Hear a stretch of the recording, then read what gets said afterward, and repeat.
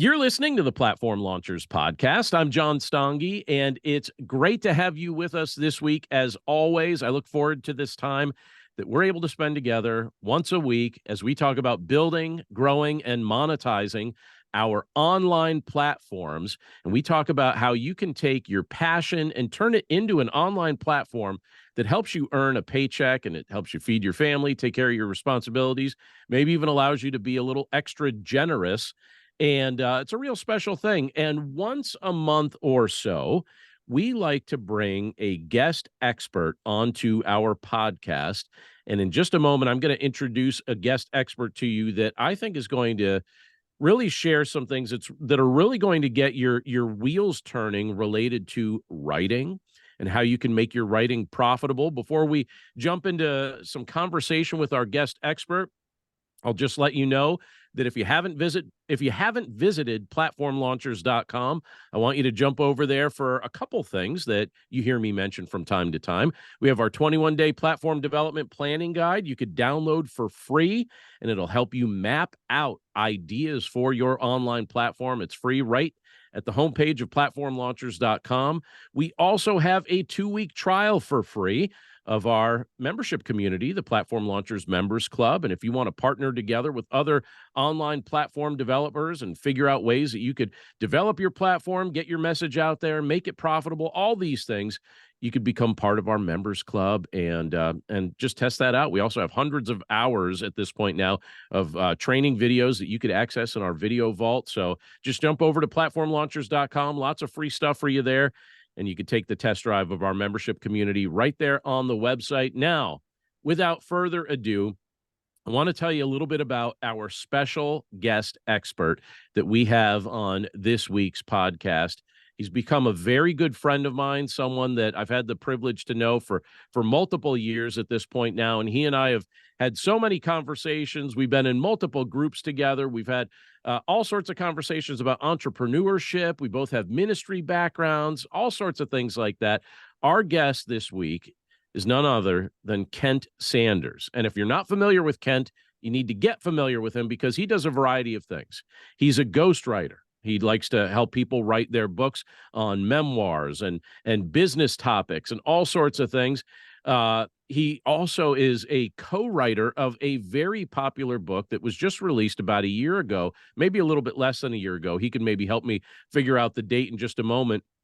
But it's a book called The Faith of Elvis that he co-wrote with the half-brother of Elvis Presley. And that's a real exciting thing that just came out in paperback today, by the way. It's been out in hardcover, and you can find it at any bookstore you visit, but it just came out in paperback today as well if you want to check that out. He also has some books that he's written just under his own brand: The Artist's Suitcase, 18 Words to Live By, and a variety of other things. And in addition to all of this that he's doing in the writing space, he also helps people become better writers. He hosts the Profitable Writer podcast, and he has a membership community that he leads called the Profitable Writer Community. And on our call this week, on our podcast, he's about to bring us through some details that he hasn't shared anywhere else, and I'm really super excited about that. So, Kent, was that enough of a build-up to let people know just how much I appreciate about you and all the cool things that you're doing, or are there a million other things that I should also listen?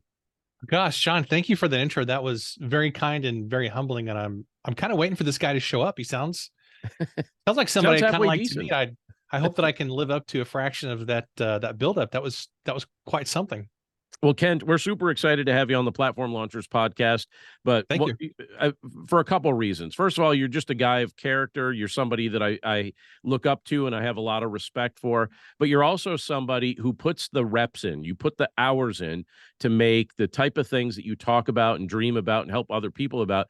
You actually make it succeed. You're not sitting around waiting for these sort of things to just fall from the sky and happen. You actually put the time in, you put the reps in. And as a result, you're seeing some really cool results. So thanks for sharing some of your ideas. And tell us, real quickly, what did I skip? What should people know about you that I didn't even think to mention? Gosh, that's a great question. I can't really think of anything substantial. I'm been married for 27 years. My wife's name is Melanie. Um, we have a kid together. His name is Ash, and he's 19. And yeah, life is good. I feel blessed to be here. Thank you. Well, we're super glad to have you. So, big news in your world for starters today: The Faith of Elvis, which you wrote with Elvis's brother, that just came out in paperback today. It did. It did. I haven't actually seen the paperback version, other than so whenever you go through, and of course, John, you know this. Whenever your book with Penguin Random House came out, for those who have never gone with a traditional publisher before, when you get close to the publication date, they send you author copies, or sometimes they're called galleys, which is basically like a really cheaply printed version of the final book. So you can kind of go through it. And so you can give those out to reviewers or friends and family, those kind of things. So I got paperback versions of The Faith of Elvis last year, but I'm really curious to see how similar that paperback version is to the real ones that came out today. So I think I'm going to go ahead and order one. I know that's it's weird that you have to like order your own book. Yeah. Yeah. It's such an odd thing. And oddly enough, the hardback is actually a lot cheaper than the paperback. I don't know why that is. I'm sure there's a reason, but that's the publishing industry sometimes. Yeah, it's a little bit puzzling in that regard, but okay, interesting. Well, I have a question for you right off the bat. And, you know, a big part of what you do is you try to help other authors understand that they can really make a living doing this. And you are somebody who, you know, you've actually been living this out. So you've been a guest on our podcast a while back, but what, you know, give us a picture of how this has really played itself out in your life. Well, to be quite honest with you, you know, sometimes you talk to people who have a business or they have some kind of achievement of whatever kind. And sometimes you look at that person and you go, man, I wish I could have that, or that seems really cool, or I wonder if that's attainable. And I have to just be honest with you. I'm kind of surprised this has all worked out, to be just like really honest. Like nobody is more surprised than me that I actually have a viable business. Here's why I say that. And that's not to put myself down. It's to just kind of look at this and go, wow, the things that I'm trying to teach people, like they really do work. You don't have to be some big business guru.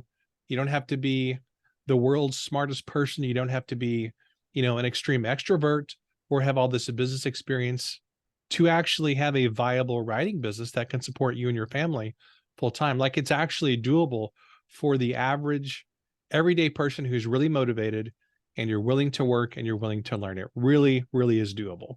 So I'm a little bit surprised sometimes, but then I look back and go, hey, I did some things right and it's all worked out. And by God's grace, I'm still here and able to share a few things that I've learned. So glad to be here.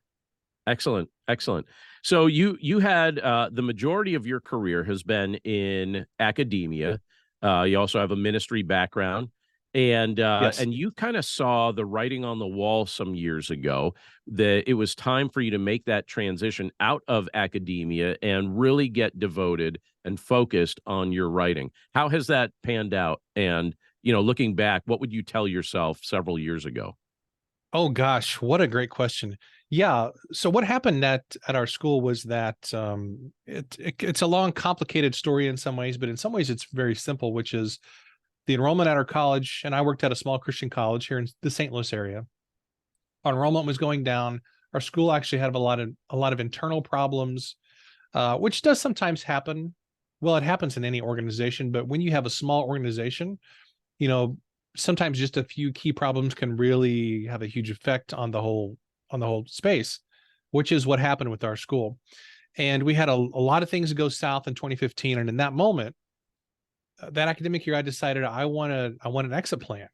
I don't see this school surviving, and in fact, it closed a couple of years ago. So I was fortunate to make my exit just in time.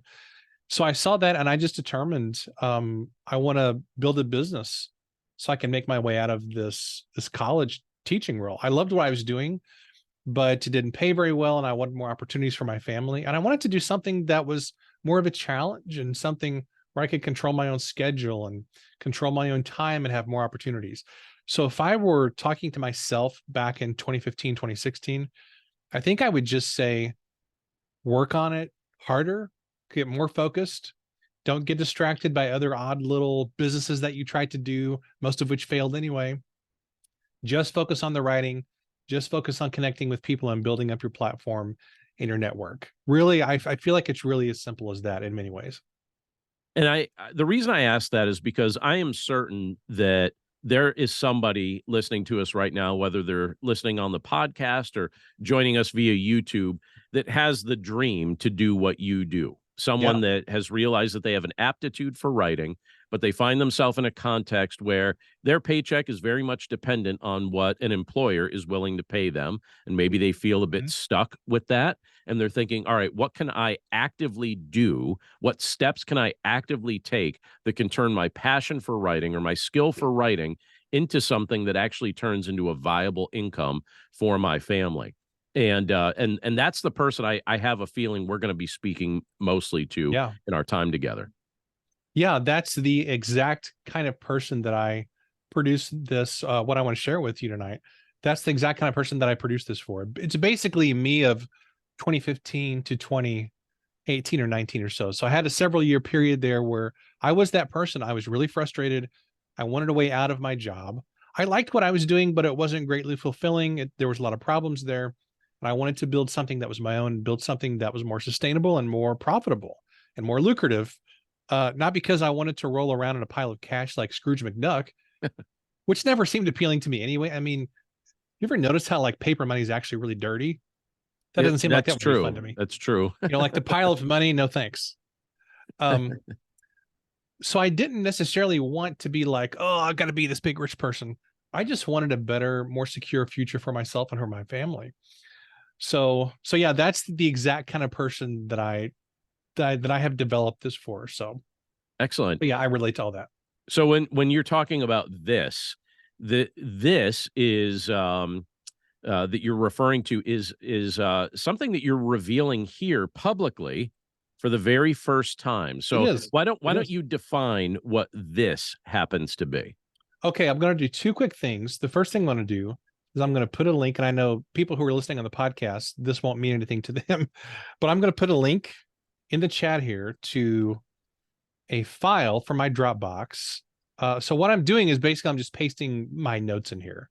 Okay. So when I was a college professor, many moons ago, actually not that many moons ago, just a few dozen moons, I guess, I got into the habit of just giving all my teaching notes to my students, so that in our actual class time, it wasn't a lecture thing. It was more of discussion and application and case studies and all that kind of stuff. So I would just make all my notes and say, guys, here's all the content. Look at it later, but let's have a good discussion on some key principles. So that's what I've put in here tonight. So this, and I know for those of you who are looking at this document on the call, you're probably thinking this is really overkill. Well, it's now like several thousand words. So that's okay. And those of you that are listening via the podcast and those of you that are listening via YouTube, I've got you all set. If you check the show notes or the description, depending where they are, this link will be in there. All right. Yeah. So I'm going to make sure they get that link. So no worries. Don't panic. All right. Continue, Mr. Sanders. Good. That's a good thought, John. So what I'm sharing is something that I'm calling the Profitable Writer Pathway. And if I were going to put a subtitle on this, so again, I'm a writer, so I always think in terms of, those of you who you're primarily a writer, you always think in terms of book titles and subtitles. I don't know if anybody else does that or if I'm just weird that way. But if I was going to put a subtitle on this book, and this will eventually be a book, I would call it 9 Steps to Grow Your Impact and Income with a Writing Business. So essentially what I've done is I've tried to answer the question, how do you take a writer who is probably an introvert or would lean toward being an introvert, who does not have a business background? Maybe they come from the nonprofit world. Maybe they work a 9-to-5 job.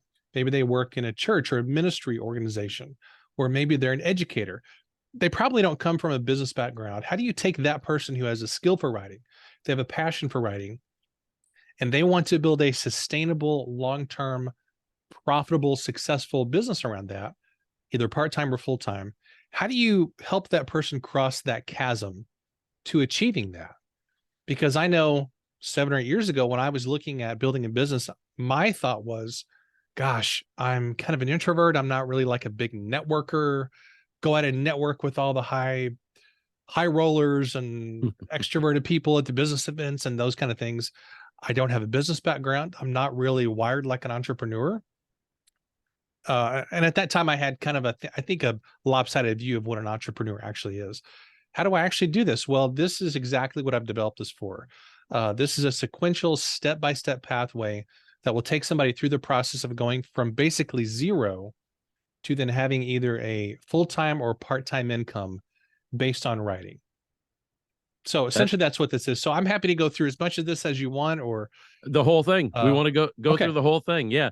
But I mean, what a wonderful thing. Like the idea of just walking someone through that process. That's Yeah. what people are listening for. So yeah, walk us through, take us through the steps. Okay. So before I get into some specific steps, and I've got more in this document, by the way, than we'll have time to go through tonight, because I am an anal retentive writer. And that's just how I'm wired. And I always tend to put everything in documents. So it got to the point where my college students would actually make fun of me. They're like, "Oh, you're the prof who always gives all the handouts," and that's just kind of how I'm wired. So this is how I process my thoughts. So I think before I get into a few specific steps, 9 steps specifically, it's really important to think through the question, why do so many writers struggle to make money? Why is that the case? I mean, all of you here, you're building online platforms. We all spend a lot of time around people who are doing the same kinds of things that we're doing. But as we think of maybe our own journey, and as we think of other people that we know, most people who would identify as writers kind of struggle in this area. Now, some don't. Some are very entrepreneur minded, or they're very business minded, or they're great at marketing or whatever. But the number one thing that I hear from people who they would self-identify as writers, the number one thing I hear is, I hate to promote stuff. I don't like to do my own marketing. I hear that constantly. I almost want to get a t-shirt that says like, I'm a writer and I hate marketing. I don't actually want to do that, but I hear it so much, I almost want to put it on a bumper sticker or something. So if you look around, there's reasons why a lot of writers struggle to make money. And I want to share what some of these are. And these are in the document, but obviously if you're listening, you're not looking at a document. One reason is a lot of writers only focus on book sales, and book sales can be obviously a great source of income, but it's not by a long stretch the only source of income. Also, a lot of writers ignore doing client work. And I don't know how many of you on this call tonight or listening are doing some kind of client work. It doesn't have to be ghostwriting or freelance writing. It could be graphic design or editing or something else that's kind of in the writing space. But client work, in my opinion, is by far the fastest way to start making money as a writer. That's why I jumped into ghostwriting from being a college teacher, with the view that I eventually wanted to put more eggs in the basket of my own author platform. But to be honest, I was kind of desperate. I really needed to generate income fast. And so I really leaned into ghostwriting, because for me, that was what my skill set was. And I knew that it didn't take that many books for clients to equal and surpass what I was making in my college job. So to me, it was very straightforward and very simple, which is why I really lean into ghostwriting. Also, a lot of writers tend to, I think, downplay the networking and relationship component. And really, this is kind of the key to this whole profitable writer pathway, is that this is a relationship-based system. It's not just about being the world's smartest marketing person or being the next Stephen King or John Maxwell or whatever. It's not about being the smartest person. It's really about, do you love people? And even if you're an introvert, can you put time and energy into building relationships over the long haul? We're talking about the long haul. This is not a get rich quick. This is not a fast win kind of a thing necessarily. This is, are you committed to building long-term relationships with people and really sticking with it over the long term? Also, a lot of writers, again, I mentioned, they don't want to sell. They don't like marketing. And I think the number one thing, probably, or one of the biggest reasons why a lot of writers struggle, is because we get confused about things. How many of you have had the experience of you've been trying to build your business, and you have this influencer over here that you're following, you have this other guy you're following, this other lady you're following, and you have this, like, you've kind of amassed this collection of influencers, and you read a little bit of this person's stuff, a little bit of this person's stuff, and you have this sort of collection of random things from these people who you follow, but it's not in any kind of a coherent form. And you don't have a step-by-step pathway. So, 1 month you'll kind of focus on this, and that another month you'll focus on this. And you hear this guy over here who says podcasting is the thing you got to do. Somebody else says, no, public speaking is the thing you got to do. Somebody else says, no, writing books is the thing you got to do. Somebody else is like, no, email marketing is the magic wand of all this. And you're like, well, what should I focus on? All those things can be great. But for myself, I know I spent years really, really spinning my wheels because I didn't have a step-by-step sequential system that really made sense for the kind of person that I am wired to be. So there are a lot of reasons that writers struggle, but what I've tried to do with this pathway is really think through what is the system that's doable, that makes sense, particularly for people who are not necessarily big on traditional means of marketing or doing things they feel are highly extroverted. Maybe they don't feel like they have a business background. How can somebody like that be successful? And as I mentioned, kind of in spite of myself, I feel like I've been able to make this work, but it really wasn't until I looked back at my own journey and saw the things that I did correctly that I was able to go, oh, I did a lot of things wrong, but I did these few really key things correctly. And that's why this has worked, even in spite of all the things that I haven't done correctly. So hopefully that makes sense. Oh yeah, it makes total sense. And I love hearing that you've been reflective enough to look back over what worked and what didn't work. And that you've taken the time now, because this is what people really need. People need, we were talking before we went live with the podcast. One of the things we were talking about with the group that's live on the call here with us is the importance of systems and how systems help lead to productivity. That was very much part of our early bird conversation there, right? Totally. And so the challenge I have for you, Kent, is you have 9 steps here you're going to walk us through. Could you walk us through those 9 steps in 9 minutes? Yeah, absolutely. All right, here we go. Clock okay, is you're ticking. going to time me. Not literally, but figuratively. No, and go. Okay. This is broken up into 3 phases. Phase 1 is it's business foundations. Phase 2 is doing client work, and phase 3 is focusing on your author platform. So kind of keep that in mind. Each of these phases has 3 steps to it. Okay, step 1, and again, we're in business foundations. We're starting at the very beginning. Step 1 is you need to commit to the 4 fundamentals of what I call a real writing business. And that is REAL. Each of those stand for something. Not all of these steps, by the way, are this kind of in depth, but let me explain what I mean by that. When I talk about a real writing business, what I mean is REAL. Number 1 is it focuses first and foremost on relationships with people. Again, this is a very relationship-driven process. This is all about people because business is all about people. And you have to always keep that at the forefront. Number 2 is E. This stands for excellence in your craft. You have to keep growing and developing your skills as a writer. This is really, really important. This means you come at this with a lot of humility. You work with good editors. You keep growing in your craft. And the only way to do that is you keep writing more and more and more stuff. It does not come by working on the same book for 10 years. Get your book done, get it out there, move on to the next one. The A stands for attitude toward money and business. And this is really important because a lot of us have money mindset hangups. So if you have wrong attitudes about money or business, and if you don't want to have more financial success, it's going to be really hard to do that. The number 4 is L, and this stands for leadership in your business and in your industry or niche. So if you're an introverted writer, it's really important that you embrace this idea that you can influence others, you can lead others. You have to be willing to put yourself out there, to talk to people, and to stand up and go, hey, I know something. I've got something to offer to the world. So that's step number 1, is commit to the 4 fundamentals of a real writing business. Number 2 is build a writing and publishing habit. So if you're going to build a writing business, you have to, I'm just going to say it, some people don't like this, but you have to like writing. And there's no way to get around this. If you don't like to write, you should not have a writing business. You should do anything else, because if you try to build a writing business and you don't enjoy writing, you're going to be miserable. There's nothing worse than being miserable in your job. So it's important to build a writing and publishing habit. What I mean here is have a blog or podcast or email list or newsletter or social media, whatever. You need to be writing and publishing on a consistent basis. what that does is that validates you as a writer, because when you go to have people hire you as a writer, whereas somebody who's writing adjacent, you've got to have proof of concept. You've got to have some credibility and authority as a writer. So publish and write on a regular basis. Step number 3 is you have to treat yourself like a professional. And this is a step that's really easy to skip.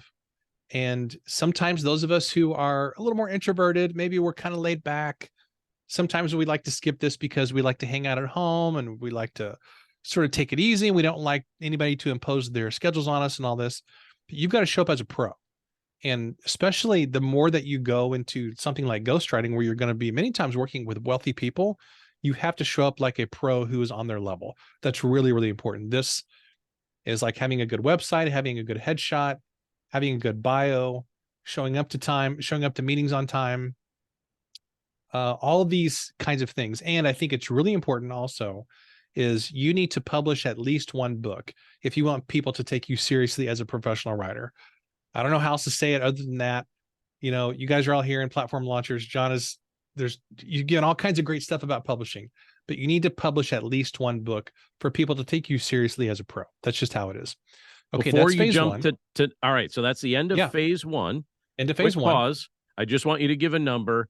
If someone's a brand new, like they're brand new at writing and getting client work, so let's say they're doing the ghostwriting path, how much do you think a brand new ghostwriter would make, and how much do you think a ghostwriter at year 5 would make? Oh gosh, that depends on so many different factors. How about a per word price? Per word price? Okay, I'll just give you a total generalization for ghostwriting specifically. A price that I give out frequently for beginning ghostwriters. Okay, so this is, you have to have credibility. You have to have some, you need to have at least one book published. So you got to have some street cred with that. Generally, anywhere from 12 to 15,000 for a full-length book is a pretty standard entry-level ghostwriting.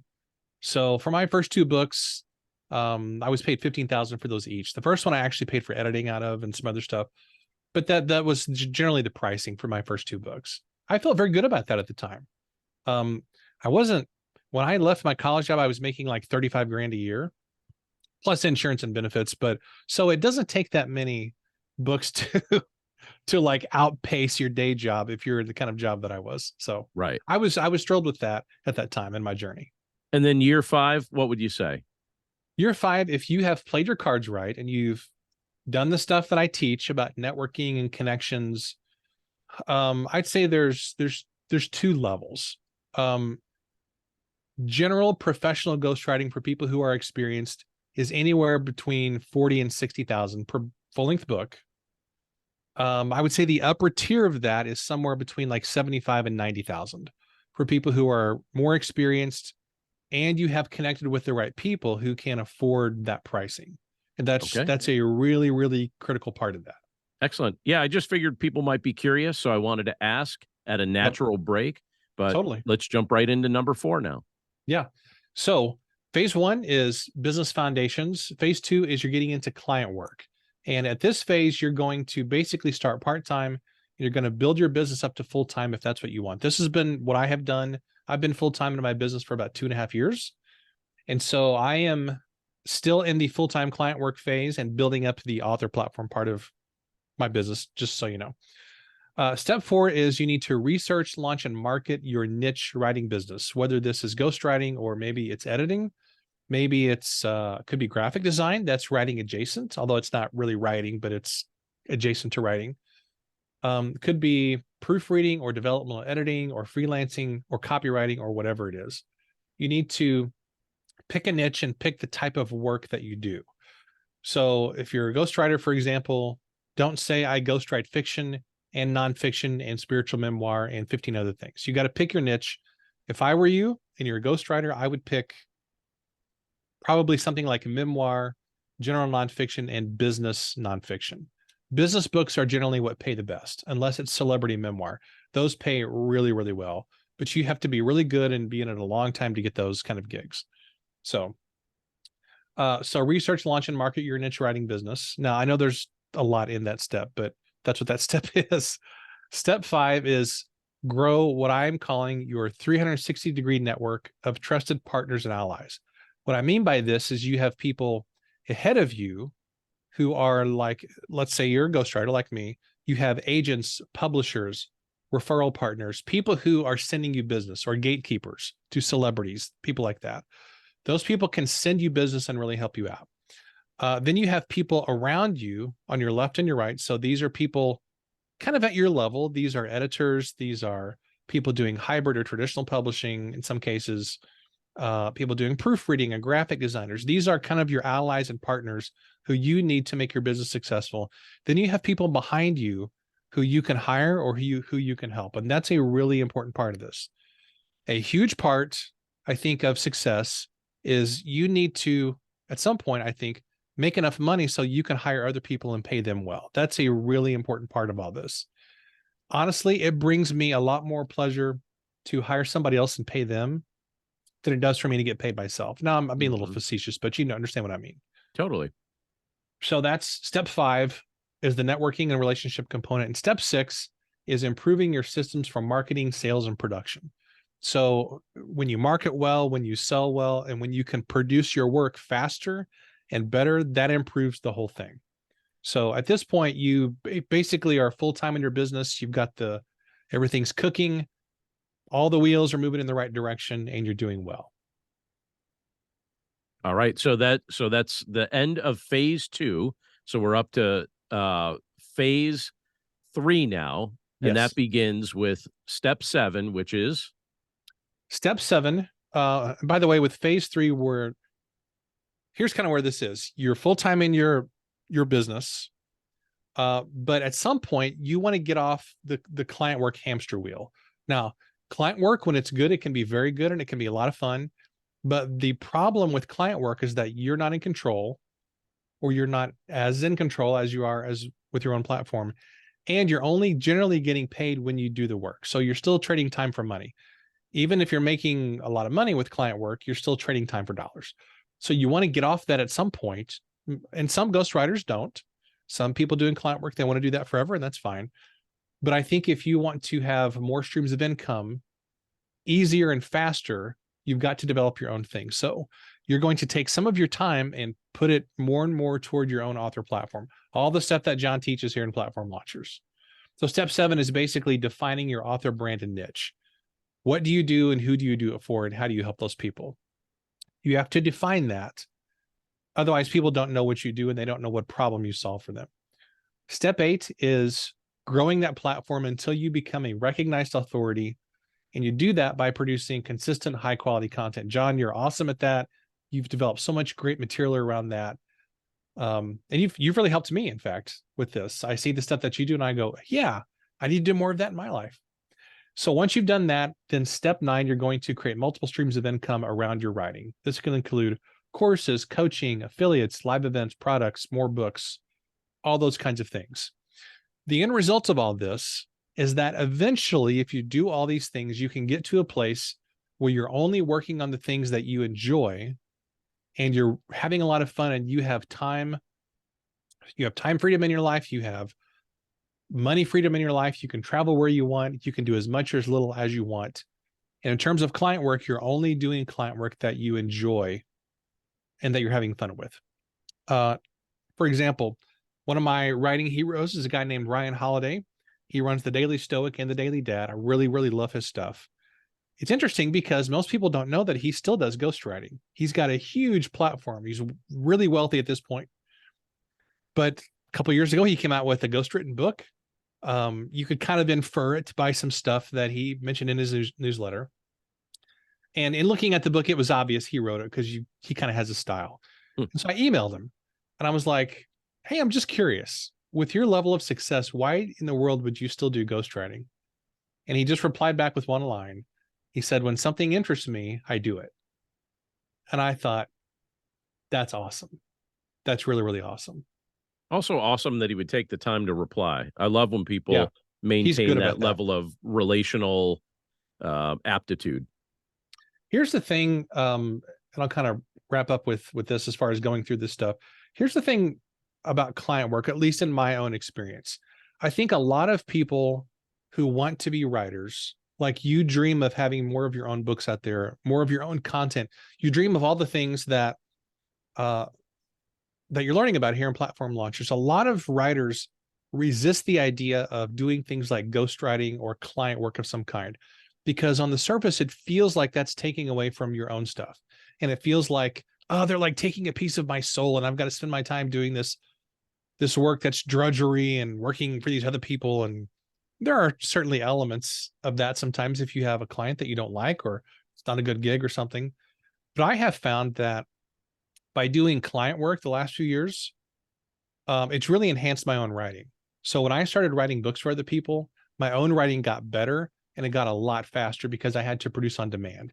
And all the things that I have had to do and had to learn for client projects, every single book that I do for somebody, I take away a lot of stuff from that I can use for the next client book or for my own business. For me, nothing has been more helpful, honestly, than writing for other people. It's supported my family, but I've also learned a lot of things from it.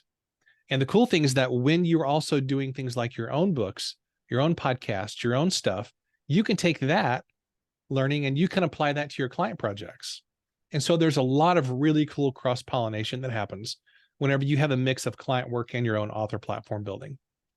I love it. And your whole story is just a huge success story that I've had the privilege over the time that I've known you to watch certain elements of this really develop and really just blow up for you. And I know a huge part of it is the fact that you've stuck with it. This is something that you didn't just treat like it was a hobby. You didn't treat it like it was just something that you were doing on the side. You treated this like this has to become the way that I support my household. This has to become the way that I support my family. And that's a pretty deep level motivation. But by God's grace, it's worked out for you. And now I get the privilege to see you not only share content like this with our group, which we're super grateful for, and the fact that this will be listened to from our podcast listeners and those that subscribe to our YouTube channel. I'm grateful for all of that. But I'm watching you build a whole team of people that you're helping out and people that you get to pour into. And as we finish up, I want you to give a real good picture of the community that you lead and the content that you're creating. And also, if people want to connect with you, where can they find all of that content? So they will be able to find it in a few days so we're recording this on November the 7th. The site is actually not live yet because I'm in the process of switching everything over this week. It will be at theprofitablewriter.com. That will be the home for the podcast, blog, the membership community, very similar to what you have, John, set up the same way. In fact, I used your Kajabi affiliate link to sign up for Kajabi. So speaking of affiliate income, so that's where everything will be housed. I'm actually in the process of switching all that over. I've had a community called the Daily Writer Club for a few years and a podcast called The Daily Writer. And honestly, just in talking with writers the last 6 or 8 months and discovering that their main pain point was, how do I actually make money from all this? And through dozens of conversations, just honestly doing marketing research for this, I thought, well, it sounds like I need to kind of pivot what I'm doing and really focus on helping people make income as a writer. I love it. So theprofitablewriter.com is where people will be able to follow up with you. And I hope they do that. And when you're out and about at your local Barnes and Noble, or if you're just perusing things on Amazon.com, don't hesitate to search the name Kent Sanders and be sure to check out his writing. I'll tell you a funny story as we finish up here, Kent. I read a book several years ago by, I won't say who this was, but it was by another author. And I was reading the book and I was like, wow, that was such a good book. That was so inspiring. And I thought that, like, what a neat story. I love the way this book flowed. I love the content of it. Gave it a really great review on Amazon. And then I found out months after I had finished that book that you were the ghostwriter behind that book. Right. So somebody else's face was on that and their name was on that.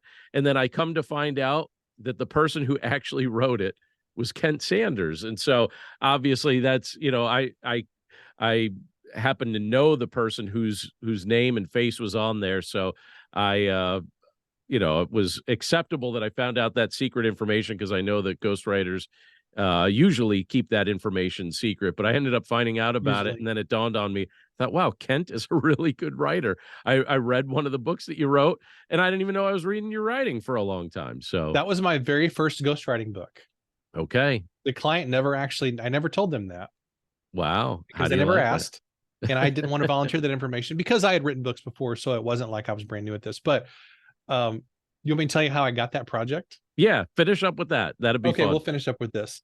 So a lot of times people who are getting into ghostwriting or client work, they wonder, where do I actually get clients and how do I connect with clients? And the way that you do it is by building relationships. So the way that I connected with that particular person was I had gone to a friend of mine who worked at a library at this little town in Northern Illinois. Now I live in St. Louis. They invited me to do a workshop at their library for writers. So I drove like 3.5 hours. They couldn't pay me anything. They actually paid me in Chinese food, which I was actually happy to get because I love Chinese food. Ditto. So went up there and did a workshop, and there were 7 people there, a grand total of 7 people. At the time, I was like, man, why did I drive all this way to come to this little tiny workshop? I had a blast, but I felt kind of deflated. However, I connected at that workshop with a junior high math teacher who taught math in that same little town. We got to be friends. Lo and behold, about a year later, she said, hey, by the way, I've got this friend who is looking for a ghostwriter for her book. Would you be interested in connecting?